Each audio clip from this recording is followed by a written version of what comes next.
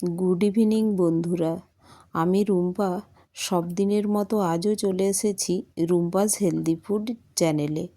আজ আপনাদের জন্য নিয়ে এসেছি আলু ভুনা গ্রেভি।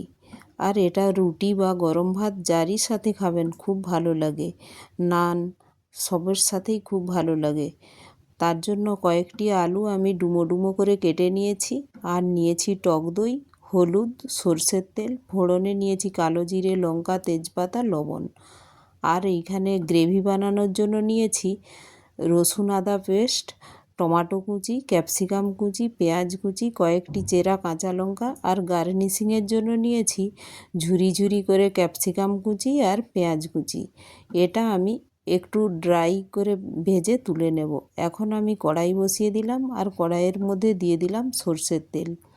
এখন ওই সরষের তেলের মধ্যে দিয়ে দিলাম ডুমো ডুমো করে কেটে রাখা আলু, আর তাতে দিয়ে দিলাম একটু হলুদ আর স্বাদ মতো লবণ দিয়ে আমি আলুটা লাল লাল করে একটু ঢেকে ফ্রাই করে নেব। এটা লবণ হলুদের সাথে ভালো করে আমি নেড়ে নিচ্ছি। নেড়ে এরা একটু ঢেকে দেব। ঢেকে ঢেকে এটা যদি ফ্রাই করা যায় তো একটু কুকও হয়ে যায়। তো এইভাবে আমি ঢেকে ঢেকে দেখুন ফ্রাই করে নিচ্ছি। তো আলুগুলো প্রায় দেখুন লাল লাল করে ভাজা হয়ে গিয়েছে। তো এখন আমি একটি পাত্রে এই আলুগুলো তুলে নেব। আর আলুগুলো তুলে নিয়ে এই কড়াইয়েই আমি যে ঝুরি ঝুরি করে ক্যাপসিকামের কুচি আর পেঁয়াজ কুচি রেখেছিলাম, ওটা আমি একটু ড্রাই করে ভেজে তুলে নেব। এটা সামান্যই একটু তেল দিলাম, আর এটা খুব ব্রাউন করে ভাজছি না, একটু হালকা কাঁচা ফ্লেভারও থাকবে। তো এটা গার্নিশিংয়ে দেখতেও ভালো লাগবে, আর খেতেও এটা খুব সুন্দর লাগে, জাস্ট হালকা শ্যালো ফ্রাইয়ের মতো। তো দেখুন এইভাবে একটু জাস্ট ঢেকে আমি এটা নেড়ে নিলাম। এখন এর মধ্যে একটু আমি লবণ, স্বাদ মতো লবণ, এটা টেস্টের জন্যই, স্বাদ মতো লবণ আর একটু হলুদ দিয়ে এটা একটু নেড়ে নিচ্ছি।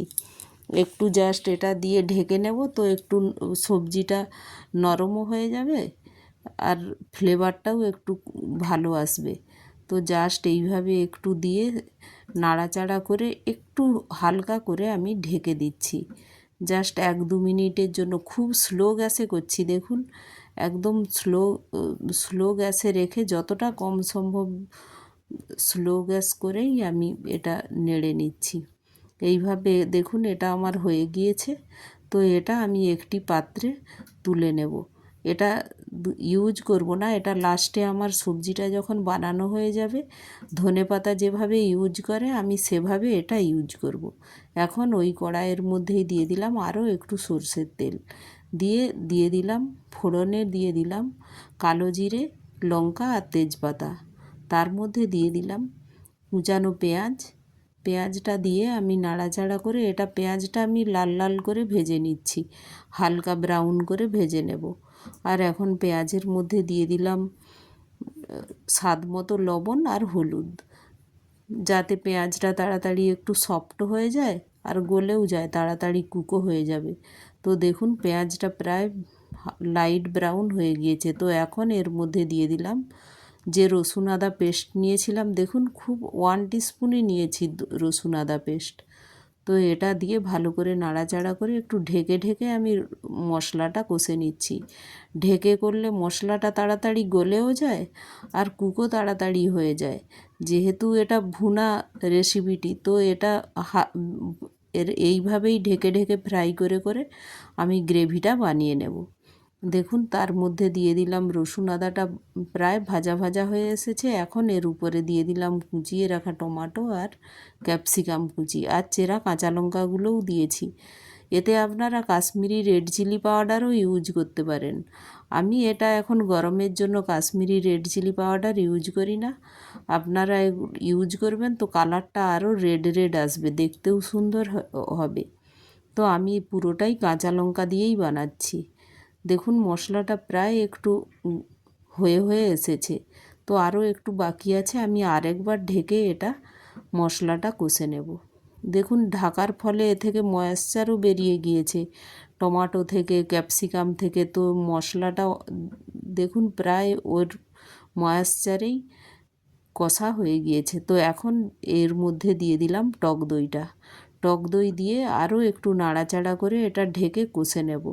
আর যে কোনো ভুনা রেসিপি বানালে সেটা মশলাটা যে ফ্রাই করতে সময় লাগে, ওটাই মশলাটা একটু ধীরে ধীরে স্লো আঁচে এটা ফ্রাই করে করে বানাতে হয়, তো টেস্টটাও ভালো হয়। আর যে ফ্লেভার, ভুনার যে ফ্লেভার সেটা খুব সুন্দর আসে। দেখুন এইভাবে স্লো গ্যাসে আমি মশলাটা কষে নিয়ে দই দিয়ে এখন আমি এর উপর দিয়ে দিলাম ভেজে রাখা আলুগুলো।